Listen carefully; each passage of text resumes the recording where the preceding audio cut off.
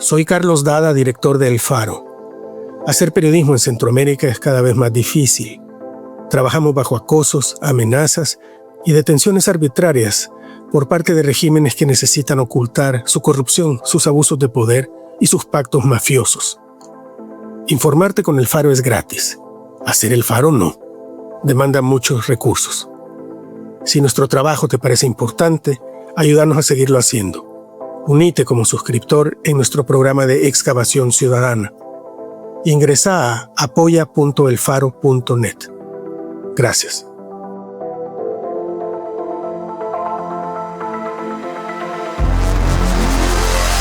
El Faro Audio.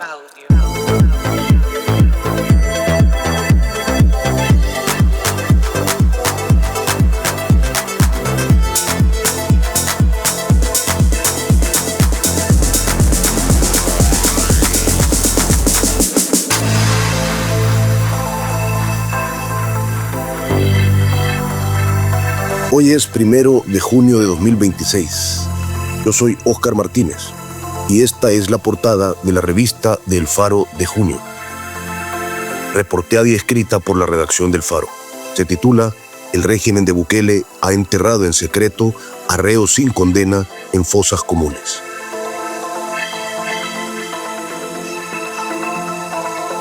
Un discapacitado intelectual desapareció del penal de Mariona en junio de 2022. El hermano mayor lo buscó en hospitales, en otras cárceles y nadie le daba pistas sobre su paradero. 3 meses después, casi por azar, lo encontró en una fosa común del cementerio La Bermeja, en San Salvador. 6 hombres vestidos con trajes especiales de color blanco abrieron la sepultura y sacaron un cuerpo putrefacto. Yo no tuve asco, lo reconocí por una cicatriz en su brazo, la cara estaba desfigurada, todo inflamado, dijo su hermano. Esta es una de las 3 exhumaciones investigadas por el Faro en el marco del régimen de excepción, la estrategia de Nayib Bukele que desarticuló a las pandillas, pero que también ha violado los derechos de cientos de personas que fueron capturadas sin pruebas en su contra, que no tuvieron un debido proceso y murieron bajo custodia estatal, con autopsias inconclusas y sin la oportunidad de defenderse en un juicio. Este 1 de junio de 2026, Bukele cumple 7 años en el poder, 4 de los cuales ha gobernado con la suspensión de garantías constitucionales. Mes a mes, durante 50 meses, los diputados oficialistas han prorrogado el régimen que acabó con las pandillas, pero también con los contrapesos de la democracia. Esto ha convertido a El Salvador en un país con presos políticos, con periodistas y defensores de derechos humanos exiliados y con cárceles convertidas en centros de tortura. El gobierno ha declarado información reservada, todo lo relacionado a los fallecidos en penales, pero organizaciones como Socorro Jurídico Humanitario reportan 526 muertes desde que inició el régimen el 27 de marzo de 2022 y hasta el 15 de mayo de 2026. Los informes ante organismos internacionales como la Organización de las Naciones Unidas y la Comisión Interamericana de Derechos Humanos detallan torturas, abusos, desapariciones forzadas y muertes violentas. El último informe de la Federación Internacional de Derechos Humanos señala al estado de crímenes de lesa humanidad. El Faro ha investigado 18 de las 526 muertes reportadas por Socorro Jurídico Humanitario. 4 casos han sido publicados en el especial Testimonios, mientras que otras historias se han detallado en crónicas y reportajes como la muerte por desnutrición severa de Juan Saúl Castillo o la captura arbitraria de Blanca Osmilda Castro Quijada, una señora de 60 años que vivía en una lotificación donde no había pandillas y que falleció en el penal de Apanteos. En esta investigación, el periódico reconstruye la historia de 3 detenidos por el régimen que murieron bajo custodia del Estado y fueron sepultados en fosas comunes. Todos tenían huellas de una muerte violenta, algo ignorado en los informes forenses. Todos eran legalmente inocentes porque no fueron vencidos en juicio.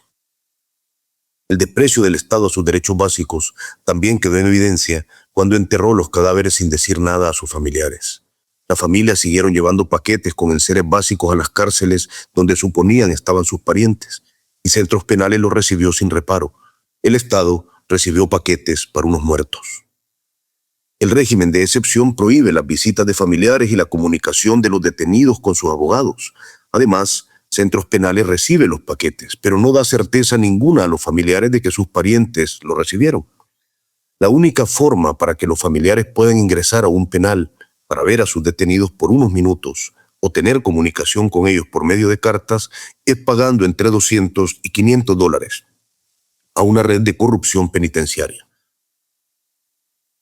Los encarcelados que tienen dinero pagan hasta $35,000 por salir de prisión y ser ingresados en un hospital privado, para así poder reunirse con sus abogados y familiares. La mañana del 25 de mayo de 2026, El Faro solicitó una entrevista a la Procuraduría para la Defensa de los Derechos Humanos, a la Dirección General de Centros Penales y a la Policía Nacional Civil. La solicitud se hizo por medio de correos electrónicos institucionales y cuentas oficiales de redes sociales. Como es habitual, desde que Bukele llegó a Casa Presidencial, no contestaron. Este periódico entrevistó a familiares de los fallecidos y obtuvo una veintena de documentos oficiales. Los expedientes policiales, folios judiciales, estadísticas e informes de inteligencia se consiguieron por medio de una filtración de miles de gigabytes de documentos oficiales por parte de DDO Secrets, una organización dedicada a la liberación de información de interés público. Estas son las historias de quienes murieron sin juicio y sin funeral. Marvin, el albañil que no conoció a su hijo. Durante la primera semana de abril de 2022, un rumor recorrió las casas dispersas que están asentadas entre pinares y cerros, en cantones y caseríos como El Gramal, Los Horcones, El Terrero, El Guayabito y Rancho Quemado en La Palma, Chalatenango. Dicen que andan sacando gente de las casas, dijo su mujer. Marvin Antonio Benítez Perlera, un ayudante de albañil de 22 años, no se perturbó. Yo no me voy a correr, yo no debo nada.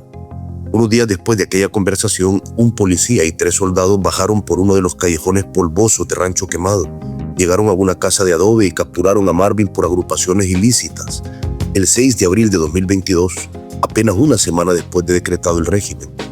Marvin nunca regresó a su casa ni a su trabajo. Murió el 26 de junio de 2022, 2 meses después de su encarcelamiento en el penal de Mariona. El cadáver estuvo un mes en la morgue de medicina legal y luego fue sepultado en una fosa común del cementerio La Bermeja, como si fuera un cuerpo que nadie reclamara. La pareja de Marvin estaba embarazada al momento de la captura y cuenta que por sus condiciones de pobreza pasó hambre para llevar paquetes a su detenido. Los paquetes contienen enseres básicos como pasta de dientes, cremas combinadas para combatir los hongos, azúcar, leche, café, galletas, y cuestan entre $60 y $125. Algunas familias compran los paquetes en las afueras de los penales, otros los preparan en casa con compras del supermercado y los entregan a los custodios sin tener certeza de que sus parientes los recibirán. Lo que ella no sabía es que llevaba paquetes a un muerto. Llevó paquetes en junio, julio, agosto, septiembre, octubre. El último paquete lo llevó en noviembre de 2022, cuando Marvin desapareció del estado de Mariona. Me dolió lo de los paquetes, yo apretándome el estómago para llevarle el paquete porque me dijeron que ahí estaba. Así el paquete con las cosas que compraba para la casa.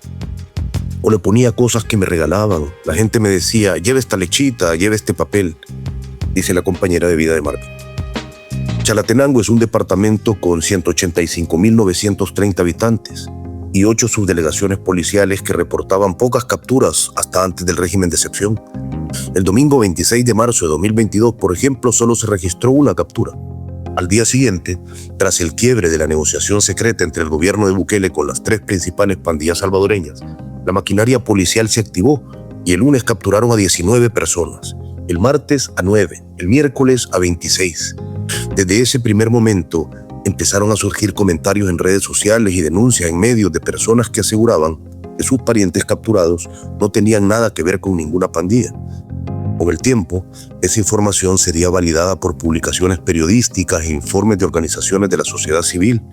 Los policías habían entendido que Bukele quería enviar un mensaje de fortaleza y que ese mensaje se enviaría a través de imágenes de miles de capturados.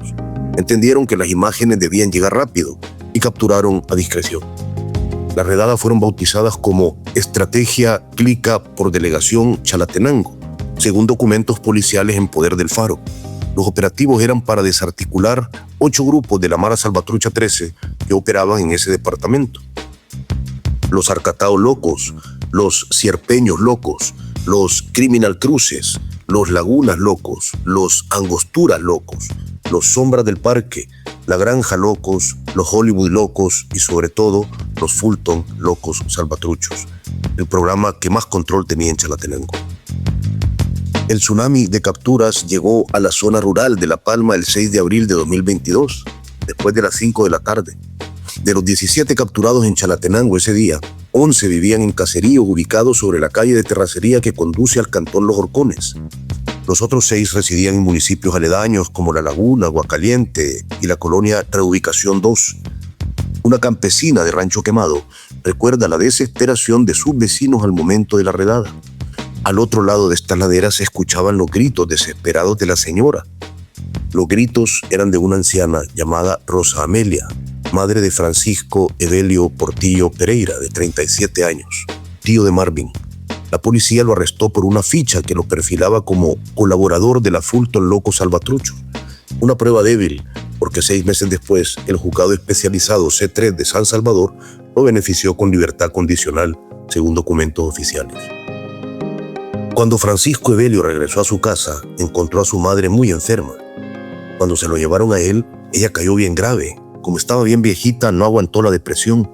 El hijo salió y la logró ver, pero se murió, cuenta la campesina de Rancho Quemado que habló con El Faro con la condición de resguardar su identidad por temor a represalias. Hay algunos que ya salieron libres, pero muchos siguen detenidos. No es que uno deba algo, pero da miedo que regresen y se lleven a un familiar o conocido. Después de capturar a Francisco Evelio, los policías y soldados bajaron por una callecita polvosa. Entraron a una casa de adobe con la mentira de que tenían una denuncia por violencia familiar contra Marvin. Esa pelea nunca existió, según la compañera de vida del señalado. Una vez dentro de la casa, lo capturaron por ser un homeboy y por vender droga para la Fulton Locos Salvatruchos. Las pruebas, una ficha policial y un antecedente judicial por el decomiso de un puñito de monte en el año 2020, como describe su esposa. Él fumaba, ¿para qué le voy a mentir? Lo agarraron una vez por un puñito de monte que había comprado. Entonces estuvo preso en Chalate 3 días. Luego lo sacamos con un abogado. Él tenía antecedentes penales porque había estado preso 3 días, cuenta Hugo Amílcar Benítez, el padre de Marvin. A Hugo Amílcar le sorprende la ficha policial que relaciona a su hijo Marvin y a su cuñado Francisco Evelio con la clica Fulton Locos Salvatruchos. No, él no era marero, ni tampoco chico. Ninguno tenía tatuaje, ninguno tiene talle, mancha de pandillero. Saber por qué será que la policía puso eso. Dice, las reformas legales a la ley contra el crimen organizado permiten valorar como prueba las fichas policiales que elaboran los agentes, aunque estos datos no hayan pasado por un proceso de investigación y verificación. Esto ha permitido una serie de abusos que rondan la falsedad. En Sonsonate, por ejemplo, la policía convirtió de la noche a la mañana en pandillero a un rapero salvadoreño con nacionalidad estadounidense. En Chalatenango, unos agentes crearon una ficha policial falsa para capturar a un abogado que hoy tiene refugio en un país europeo por esas anomalías de la investigación policial. El padre rechaza los vínculos de Marvin con las pandillas y dice que la captura puede ser resultado del antecedente por el decomiso de la marihuana que era para su consumo personal, pese a que ese asunto quedó finiquitado ante un juez. A Marvin lo condenaron a trabajos de utilidad pública. Durante un año barrió las calles del municipio de La Palma. Le habían dado un papel donde decía que estuvo haciendo obras sociales en la alcaldía, cumplió todo eso. Él decía que le hacían chiste la gente de aquí que lo miraban. Si me llevan preso, me van a llevar por lo que ya estuve preso. Bien que me van a soltar de vuelta. Hasta allá a La Palma me van a llevar. ¿Para qué me voy a correr? Yo no debo nada, dijo Marvin a su pareja en una conversación días antes de su muerte. Marvin trabajaba como ayudante de albañil en la Quinta Los Pinares, en La Palma. Ganaba $15 diarios y demostró talento en su trabajo, tanto que su patrón le ofreció una plaza de albañil, siempre y cuando tuviera sus propias herramientas. Entonces comenzó a ahorrar. Compró un nivel de caja, una cinta métrica, una llana para afinar, una cuchara, hilo para albañilería y una escuadra. La supuesta venta de droga por la que fue capturado no se reflejaba en su rutina ni en su perfil económico. Él salía en su moto rumbo al trabajo a las 7 de la mañana. Regresaba a las 3 de la tarde. Los fines de semana, cuando recibía su pago, pedía a su mujer una lista de cosas para las compras del mercado y durante su tiempo libre hacía adobes para que la familia dejara de vivir en una champa. Nos costó bastante. 25 adobes hacíamos al día, a veces 50, según íbamos recogiendo pistillo. En la casa ocupamos más de 1000 adobes y unos familiares me ayudaron con el techo, dice ella. 3 meses antes de su captura, en enero de 2022, Marvin se enteró de que iba a ser papá por primera vez. Su pareja recuerda que la acompañaba a los controles médicos. Cuando salí embarazada andaba loco porque iba a ser papá. No lo puedo creer, voy a ser papá, decía. Una ley salvadoreña llamada Nacer con Cariño ordena que las mujeres tengan un parto respetado y los recién nacidos un cuidado cariñoso. Esta ley fue propuesta por la esposa de Bukele y aprobada por la Asamblea Legislativa controlada por Bukele el 17 de agosto de 2021. Y a menudo, esa ley la incumplen los funcionarios a cargo del régimen. Por ejemplo, en julio de 2023, el Faro documentó que 30 bebés se contagiaron de escabiosis en la granja penitenciaria de Izalco y centros penales no les dio atención médica, razón por la que sus madres bañaron a los niños y niñas con rinzo y lejía. En enero de 2026, 2 niños cuyos padres fueron capturados por el régimen fueron internados en el hospital psiquiátrico rodeados de adultos, violentando otra iniciativa del oficialismo, la ley Crecer Juntos. El hijo de Marvin tampoco disfrutó de la ley Nacer con Cariño.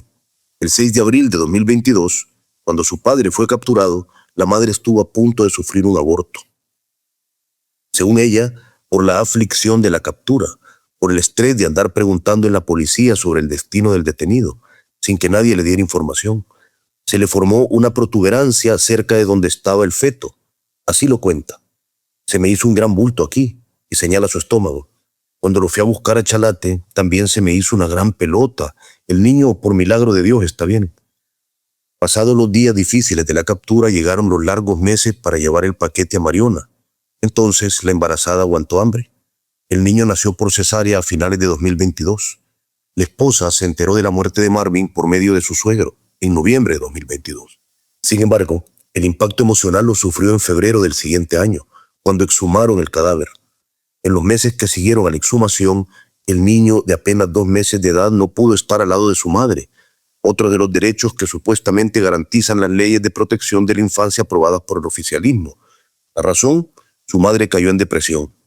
Esa noche que me dieron la noticia, como que me traté de enloquecer. Estuve 3 meses que no me sacaban de la casa. Solo encerrada, solo llorando pasaba. Al niño me lo cuidó mi mamá. El hijo de Marvin es ahora un niño de piel blanca, ojos grandes y negros, como su liso cabello. Vive en la casa de adobe que le construyó su padre. Tiene unos carritos de plástico y unos pollitos con los que juega en el patio de tierra. Marvin no conoció a su hijo. Al niño le enseñan de vez en cuando una foto de su padre y le dicen que está en el cielo. Más grande a saber qué me va a preguntar.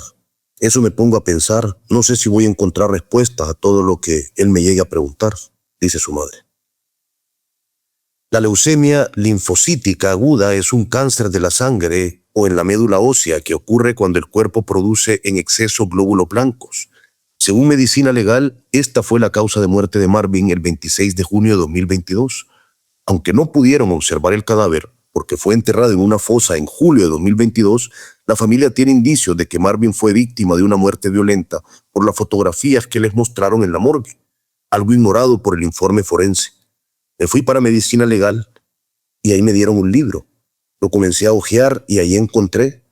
Él tenía unos rasguños en el pescuezo, como que lo habían querido estrangular en el penal porque tenía bien morado, dice ella. El juzgado asignado al caso de Marvin no ordenó investigar esa muerte y los documentos indican que ni sabían de su entierro en una fosa común, porque lo siguieron procesando por agrupaciones ilícitas. El 18 de enero de 2023, el Juzgado Especializado de Instrucción C3 amplió el periodo de investigación contra Marvin y otros 93 detenidos por 1 año más. Es decir, el juzgado ordenó diligencias contra un muerto. Los jueces a cargo de los juzgados contra el crimen organizado, creados para aplicar las reformas del régimen, son funcionarios judiciales impuestos por la dictadura, muchos de los cuales han tenido formación como fiscales. La Corte Suprema de Justicia, con magistrados impuestos por el partido de Bukele desde mayo de 2021, castiga con traslados al interior del país o a juzgados de menor rango a los jueces que no siguen los lineamientos o resuelven en contra de los intereses del oficialismo. Hugo Amílcar Trató de documentar la muerte de su hijo y exigir una investigación. Pronto advirtió obstáculos hasta en trámites rutinarios. Por ejemplo, la alcaldía de San Salvador se negó a darle el acta de defunción y le dijo que para ese trámite debía contratar un abogado. Él tiró la toalla. No seguí nada, no seguí un proceso por estar de escasos recursos. Viajé 3 meses para allá, San Salvador, para poder sacar al muchacho del cementerio, entonces quedé pobre. Como uno no conoce, tiene que pagar taxi. Había veces que me tocaba ir a la Fiscalía, Santa Tecla, Santa Elena, al Ministerio de Salud. Anduve en un montón de partes, pero un montón de viajes. Gastaba mínimo $50, $60 en pasaje por cada viaje, en comida y todo. Uno de pobrecito, pues, no alcanza para andar haciendo tantas vueltas, dice él. La familia de Marvin quiere exigir justicia, pero no puede.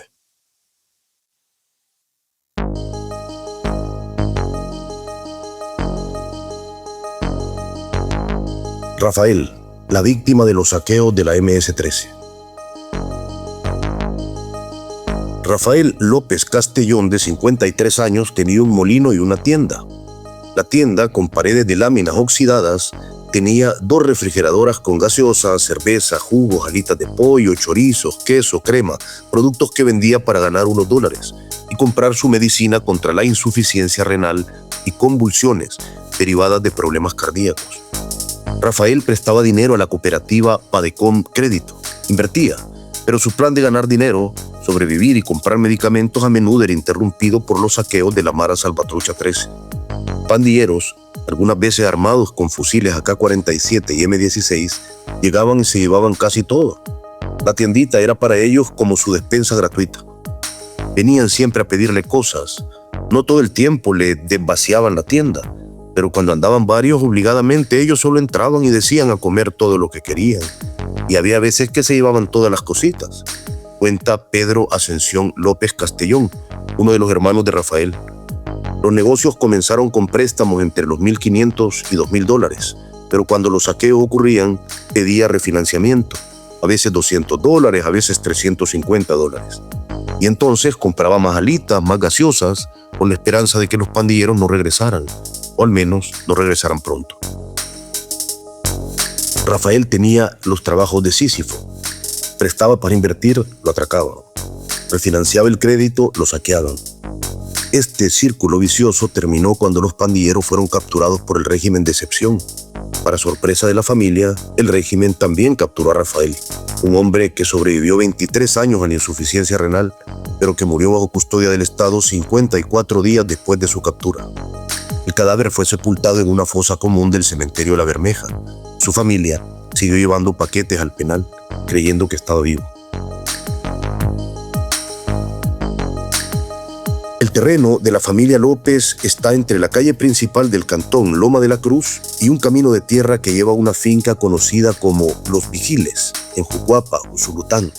Hay 3 casas, una de adobe, techo de teja y piso de tierra, donde vive Manuel de Jesús, el patriarca de los López, quien en junio de 2026 cumple 100 años. Y 2 champas de bajareque y láminas. Un cerco con postes de aluminio y tela metálica separa el camino de tierra con la champa donde Rafael tenía el molino y la tienda. Ese cerco guarda evidencia de la violencia que las pandillas ejercieron contra la familia. Una noche vinieron con 2 AK-47 y un M16. Por aquí están los balazos en este puesto. Por aquí están, pasados estos caños, no es mentira. Esa casa también tiene otros balazos cruzados. Vinieron en drogados, bolos. El que pegó esos balazos se llamaba Andrés, pero aquí lo conocían por Chino o Colombo, dice un segundo familiar de Rafael, quien habló con El Faro con la condición de no publicar su nombre, mientras muestra los balazos que se reflejan en el cerco. Amenazas de muerte, extorsión y robos de las pandillas eran la rutina. Rafael se sobreponía a esa espiral de violencia y aconsejaba a sus hermanos resignación. Ellos a veces buscaban la hora de las noches para venir a saquearle todita la comida, la bebida. Venían con hambre los tipos y un 5 no se lo daban. Entonces un hermano mío les dijo que sí ya había pagado lo que estaban comiendo. Y aquel, Rafael, no abrió la boca, mejor se agachó. Después Rafael le dijo a mi hermano que no anduviera hablando esas cosas porque él hacía eso de no hablar nada, aunque le comieran todo, pues para librar su vida. Él decía, si me quedo sin dinero y sin tiendita, voy a hacer otro crédito y lo recupero así trabajando. pero la vida no se recupera, dice Pedro Ascensión. En palabras de él, su hermano sabía vivir la vida. Algunos de los pandilleros que saqueaban la tienda de Rafael ahora están muertos y otros encarcelados por el régimen. Lejos de sentir tranquilidad por la ausencia de los verdugos, la familia López ha vivido en angustia desde la tarde del 8 de abril de 2022, cuando Rafael fue capturado por organizaciones terroristas. Según archivos policiales, aquel señor enfermo, víctima de la MS-13, era una amenaza para la seguridad del Estado. El Faro tuvo acceso a varios documentos de las investigaciones oficiales. Según el expediente policial US 1341-2022, Rafael fue capturado por ser miembro activo de la MS Clica JLS, Ucuapenses Locos Salvatruchos. La versión oficial dice que al momento del arresto estaba reunido con dos pandilleros, Marvin Alexander Herrera, alias Chango, de 18 años, y Jorge Luis Medrano Blanco, alias El Tumbao, de 39 años.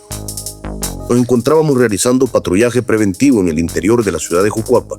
Se nos informó que en el molino del señor Rafael López, ubicado en el cantón Loma de la Cruz, se encontraba un grupo de mareros reunidos, entre ellos un sujeto conocido como Pingüino y Chango, por lo que de inmediato nos constituimos al referido lugar, donde efectivamente encontramos a los ahora detenidos reunidos, quienes según la voz pública son miembros activos de la Mara MS, y que en ese molino se reúnen todos los días para ingerir bebidas embriagantes y consumir drogas, y que el propietario del molino les esconde armas de fuego y les brinda estadía en ese lugar para que planifiquen hechos delictivos.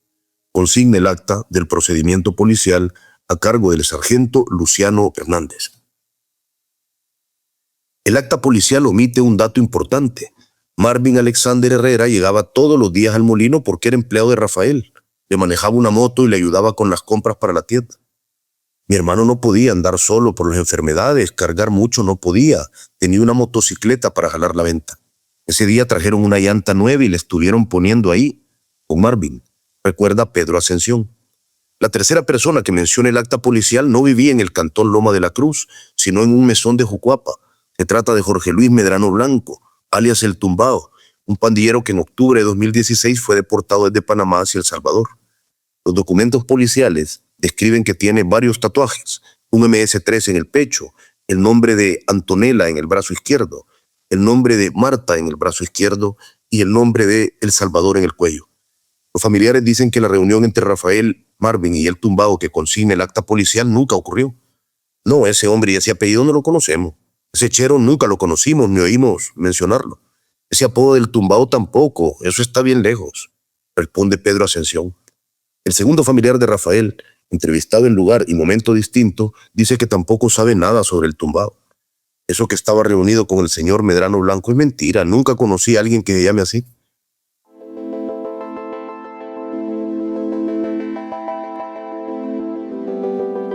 Según el acta policial, la voz pública dijo que Rafael era pandillero y que estaba reunido con Chango y Pingüino, pero el mismo documento consigna al final que estaba reunido con Chango y El Tumbao.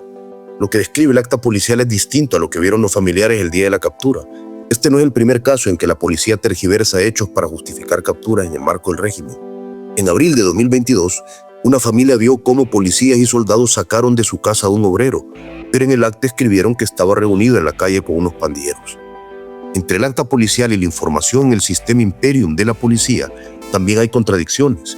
Mientras que el acta afirma que Rafael era miembro activo de una clica de la MS-13, en el registro de Imperium aparece como colaborador.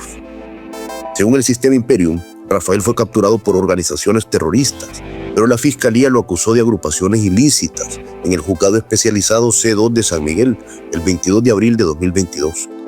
Entonces el lío judicial se volvió más complejo.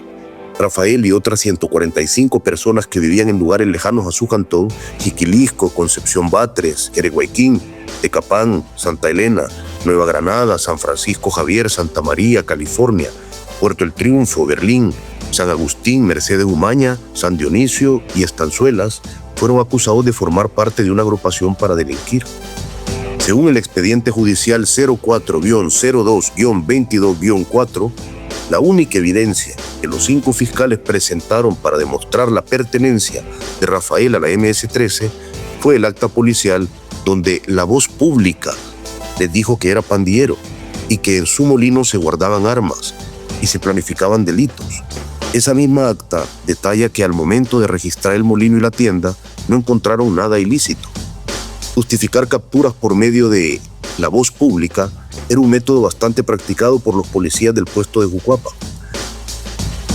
El 5 de abril de 2022, unos agentes que patrullaban la colonia Llanos de San José recibieron información de la voz pública sobre unos sujetos armados y por eso capturaron a Emanuel Ibarra.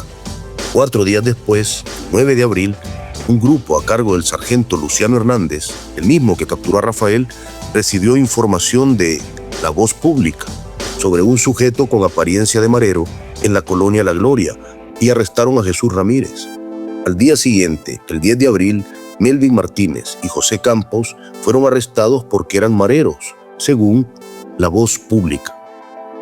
Que la policía o que la voz pública etiquete a Rafael como miembro activo de la MS-13 le parece a la familia López un absurdo. Chepito, Rafael, una vez me dijo: cuando estos vengan pandilleros, no te metas porque me tienen sentenciado que me van a dejar tendido en el patio. Sentenciado me lo tenían, dice su familiar.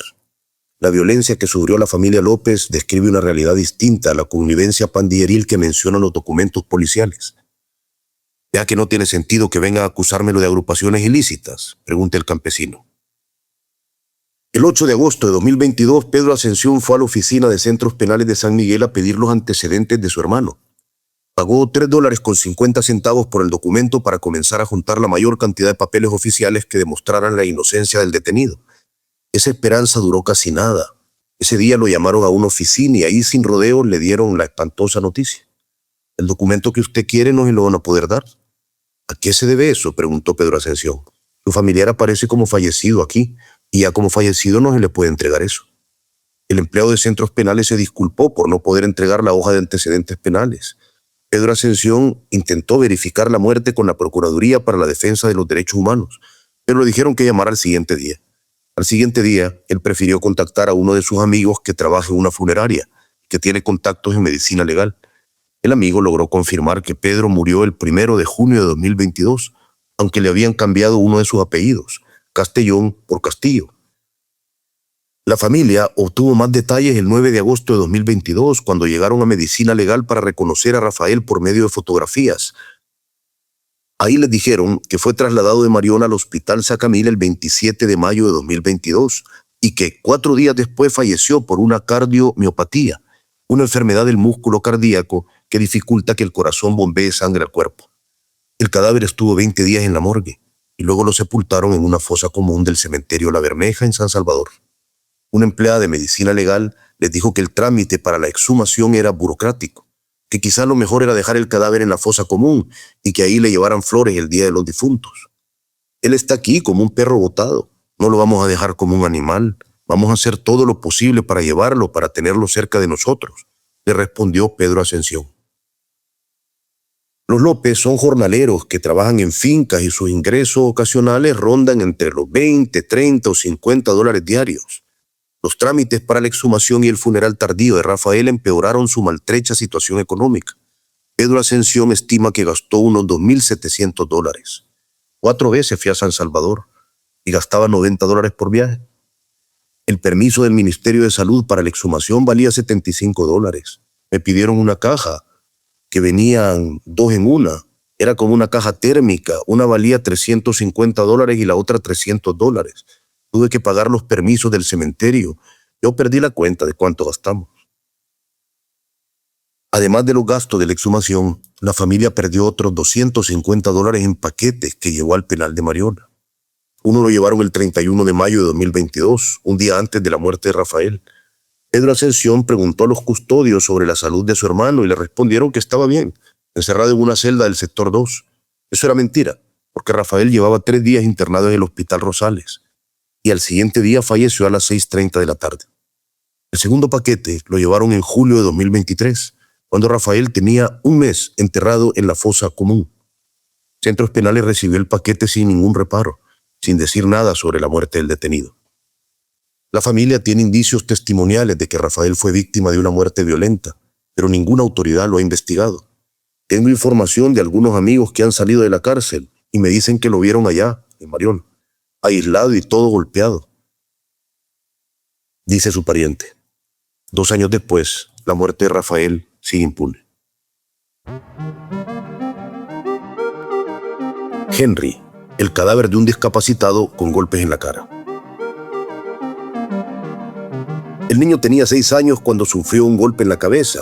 Era 1983. El niño se llamaba Henry Eleazar Joya Jovel y desde entonces tuvo problemas para controlar la risa por daños cerebrales y comenzó a padecer epilepsia.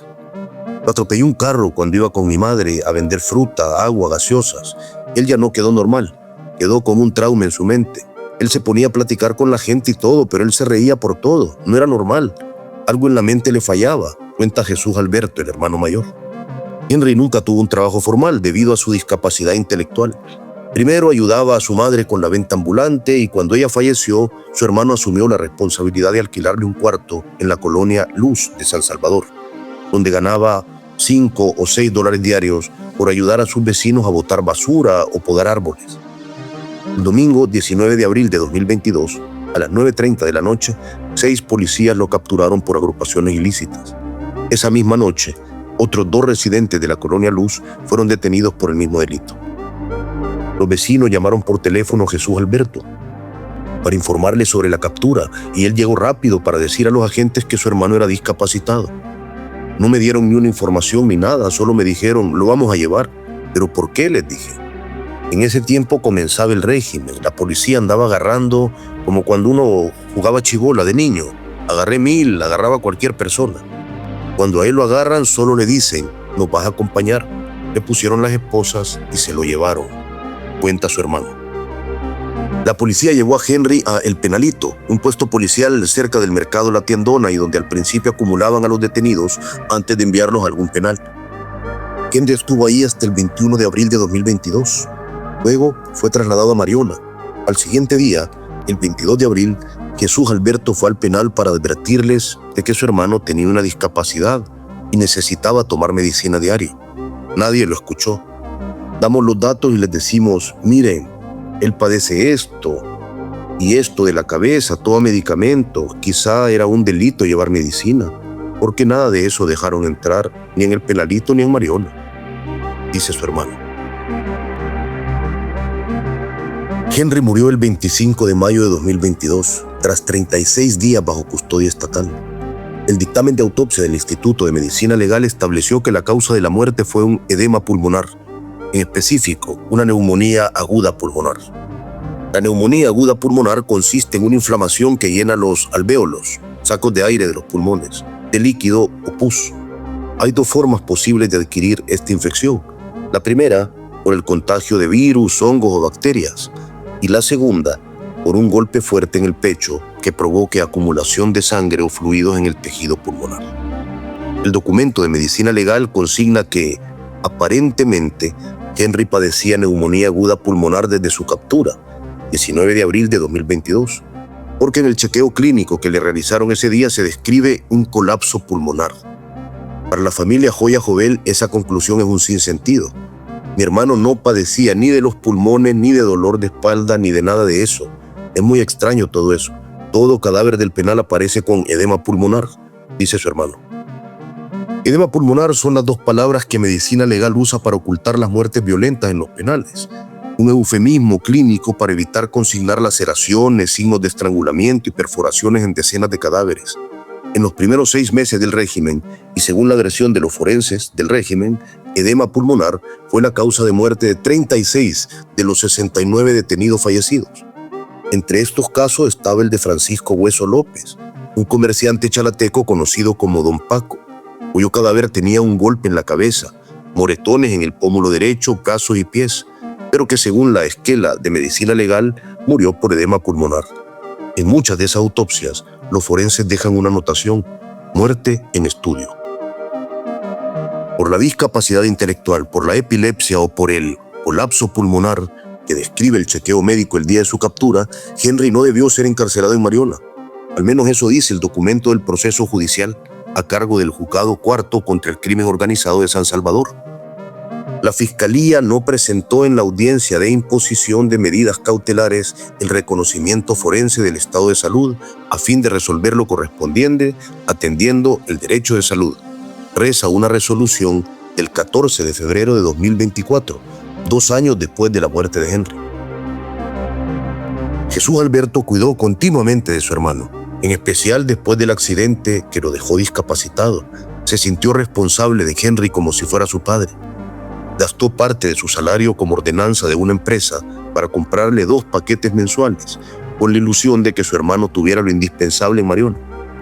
En mayo de 2022, el mes en que Henry falleció en el Hospital Rosales, Jesús Alberto llevó 2 paquetes que le costaron $140. En los siguientes 2 meses, junio y julio, cuando el cadáver estaba en la morgue de medicina legal, gastó otros $280 en 4 paquetes más que los custodios recibieron, como en los casos anteriores, sin ningún reparo. Ellos solo me preguntaban mi nombre y el de mi hermano. Me recibían el paquete, pero no me daban información de él. Cuando pregunté más y más, me dijeron, no aparece en el listado, cuenta su hermano. Henry desapareció del listado de encarcelados en Mariona a finales de julio de 2022. Según los documentos del proceso de exhumación del Juzgado Tercero de Paz, Henry fue sepultado en la fosa común 319, nivel 2 del cementerio La Bermeja, a las 9 de la mañana del 8 de julio de 2022. Los documentos no detallan cómo ni en qué momento alguna institución estatal le cambió los apellidos. Henry Eleazar Joya Jovel fue enterrado como Henry Cuellar Jovel, algo que dificultó a su familia encontrarlo. Aquellos días el hermano de Henry pidió ayuda a centros penales, la Fiscalía, el Juzgado, la Procuraduría, pero no logró nada. Luego recorrió sin éxito las oficinas del Hospital Rosales, Sacamil, Penal de San Vicente, Apanteos, Quesaltepeque, pero no encontró información sobre el paradero de su hermano. El 7 de septiembre de 2022 denunció ante la Procuraduría para la Defensa de los Derechos Humanos la desaparición de su hermano, aunque eso también resultó inútil. Entre agosto y la primera quincena de septiembre de 2022, a Jesús Alberto lo contactaron 2 personas que estuvieron detenidas en Mariona. Uno de ellos le contó sobre las golpizas que recibió Henry en el penal. Me llamó por teléfono y me dio esa información, pero no se quiso reunir conmigo. Me dijo, no nos daban comida, fue durísimo lo que sufrimos. Su hermano no soportó todos los golpes. A él como que le deshicieron algo en su estómago de todas las patadas que le pegaban. Fue al hospital, de ahí ya no lo vi, ya no regresó. Recuerda Jesús Alberto que le contó el reo recién salido. Por recomendación de esas 2 personas que le llamaron, el 19 de septiembre de 2022, Jesús Alberto fue a Medicina Legal para preguntar si su hermano estaba en la morgue. Le mostraron un álbum fotográfico de los fallecidos y ahí reconoció a Henry, a quien le habían cambiado el primer apellido. En lugar de Joya habían escrito Cuellar. Las fotografías confirmaban la información previa sobre las palizas contra su hermano. Cuando me enseñan las fotografías, en Medicina Legal tenía unos moretes en la cara. Por sus ojos tenía otro morete, eran golpes que él recibió. El dictamen de autopsia establece como causa de muerte una neumonía aguda pulmonar. Pero la pericia también menciona que el cadáver tenía un trauma contuso, sin entrar en mayores detalles. Un trauma contuso es un daño físico en el cuerpo por el impacto de un objeto o una caída que no rompe la piel, pero que lesiona los tejidos blandos o huesos. La larga lucha de Jesús Alberto para no dejar tirado como un animal el cadáver de su hermano terminó un mes después, el 19 de octubre de 2022. Ese día, Henry fue exhumado del cementerio La Bermeja y sus restos fueron trasladados al cementerio de San Sebastián, en San Vicente, su pueblo natal, donde fue enterrado a la par de su madre. Jesús Alberto cuenta que, un año después de la exhumación, recibió una llamada de la Procuraduría para la Defensa de los Derechos Humanos y le preguntaron si sabía algo sobre su hermano. ¿Hoy para qué? Si a mi hermano lo encontré muerto, no necesito saber nada de ustedes, le respondió. Cuando me hablaron era demasiado tarde. Cuando ellos tenían que hacer algo por toda la gente inocente, los penales, los derechos humanos, nunca hicieron nada. Yo de ellos no quise saber nada. También con un año de tardanza, la Fiscalía le llamó para preguntarle si tenía información de cómo falleció su hermano. Él asegura que les dio la siguiente respuesta. ¿Cómo me voy a dar cuenta si lo taparon todo? Hicieron un tamal porque querían que yo no lo encontrara. la Fiscalía y la Procuraduría para la Defensa de los Derechos Humanos no fueron las únicas instituciones que llegaron tarde. El 14 de febrero de 2024, casi 2 años después de la muerte de Henry, el juez 2 del Juzgado Cuarto contra el Crimen Organizado de San Salvador pidió a los fiscales investigar el caso. Se encomienda a la agencia fiscal investigar las circunstancias del deceso a fin de evitar especulaciones indebidas de los familiares del sindicado y de la sociedad en general, dice un documento en poder del Faro. Una resolución 2 años tarde. El Faro no obtuvo ninguna evidencia de que se hayan realizado diligencias más allá de las llamadas telefónicas a Jesús Alberto.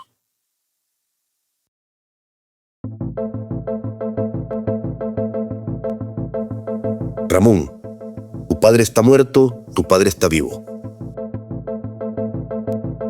A finales de abril de 2025, después de Semana Santa, Gustavo Enrique Vargas Domínguez recibió un correo electrónico del Centro Industrial de Cumplimiento de Penas y Rehabilitación de Santa Ana, en el que le informaban que su padre había muerto. A la casa de Gustavo, en la punta El Jagüey de la Unión, llegaron sus vecinos a darle el pésame. Llegó un pastor para dirigir las oraciones del velorio y la funeraria ya estaba lista con el ataúd a la espera de que el cadáver le fuera entregado en el penal. El 22 de abril de 2025, diversas cuentas de redes sociales publicaban sobre la muerte de Ramón Abraham Vargas Ávila, el padre de Gustavo. Decían que fue capturado por el régimen, que murió en un penal pese a tener carta de libertad y que había sido sepultado en una fosa. Ramón no fue capturado por el régimen ni fue sepultado en una fosa común. Él fue condenado el 13 de octubre de 2023 a 8 años de prisión por la agresión sexual de una menor de edad. Aunque no se trata de una víctima inocente del régimen, como los 3 casos previos, el Faro incluye su caso porque retrata el desorden, la indolencia y la arbitrariedad con la que centros penales manejan la información sobre los privados de libertad ante los familiares que llegan a dejar paquetes o a reclamar el cadáver de algún ser querido. Ni siquiera me dejaron entrar a hacer el debido procedimiento, porque me imagino que si llego con una información que me han dado, tienen que darme un seguimiento. No, me dijo el custodio. ¿Por qué? Su ser querido falleció antes de la Semana Santa. ¿Y usted por qué hasta hoy se presenta? Esta noche me cayó el documento, le digo. Lo lamento, pero no se lo podemos entregar. A él lo tiramos a una fosa común y la sellamos. Recuerda que le dijo el custodio. Gustavo exigió al custodio que le explicara cuál era el procedimiento y los requisitos para hacer la exhumación del cadáver. Esa insistencia molestó al empleado de centros penales, quien amenazó con capturarlo. Cuando yo le dije al que me atendió, usted tiene que entregármelo, mire, me dijo, no esté insistiendo tanto, sino ahorita mismo lo dejo a usted aquí. Gustavo se resignó, regresó a El Jagüey sin el cadáver y la gente que se había reunido para el funeral se dispersó. Ramón murió para todos ellos, aunque nadie vio el cadáver. 6 meses después del correo electrónico en el que Centros Penales le informaba sobre la muerte de su padre en octubre de 2023, Gustavo recibió una llamada de su hermana, quien le dijo algo que lo dejó confundido. Papá está vivo, tenemos vivo al viejo. La hermana recibió esa información de su esposo, un hombre que salió del Centro Industrial de Cumplimiento de Pena y Rehabilitación de Santa Ana para enfrentar un juicio por la agresión sexual de una menor de edad. En el juicio fue condenado a 15 años de cárcel y antes de regresar al penal le dijo a su esposa, la hermana de Gustavo, que su padre estaba vivo y seguía cumpliendo la pena a la que fue condenado. Dice Gustavo que después de recibir esa información fue a un juzgado de vigilancia penitenciario de San Miguel y ahí le trataron de explicar el embrollo de la siguiente manera. Ramón y otro detenido salieron enfermos hacia un hospital. El otro privado de libertad falleció, pero Centros Penales confundió los nombres y notificó sobre el deceso a la familia de Ramón, quien seguía vivo. Su papá salió con el compañero de celda bastante mal de salud, el compañero de celda falleció y entregaron la documentación de su papá como fallecido. Pero no cree que es un grave error. Sí, es un gravísimo error, asegura Gustavo, que le respondió el empleado del juzgado. O sea, uno pasó luto, tristeza, se queja. A finales de noviembre de 2025, tras la explicación del juzgado, Gustavo recuerda que fue a dejar un paquete a su padre y Centros Penales lo recibió. Gustavo creyó en Centros Penales cuando le dijeron que su padre estaba muerto, aún sin ver el cadáver. Ahora que las autoridades le dicen que su padre está vivo, duda. Yo a veces digo, ¿será cierto? ¿Será mentira? La pregunta mía siempre ha sido, ¿está vivo o fallecido? a saber a qué persona le están entregando el paquete.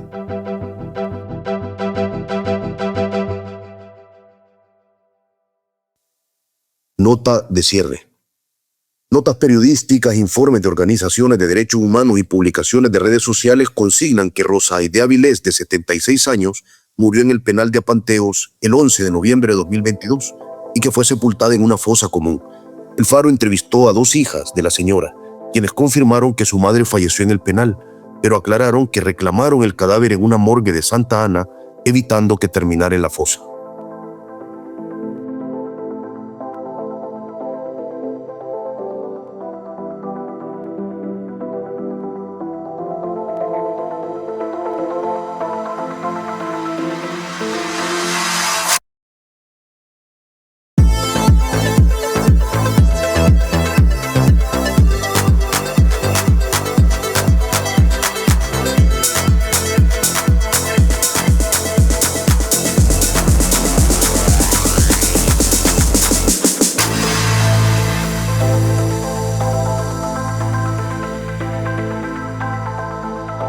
El Faro Audio.